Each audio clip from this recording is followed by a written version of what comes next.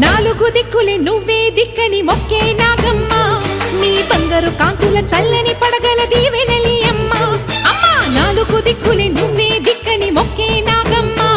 నీ బంగారు కాంతుల చల్లని పడగల దీవెనలి అమ్మ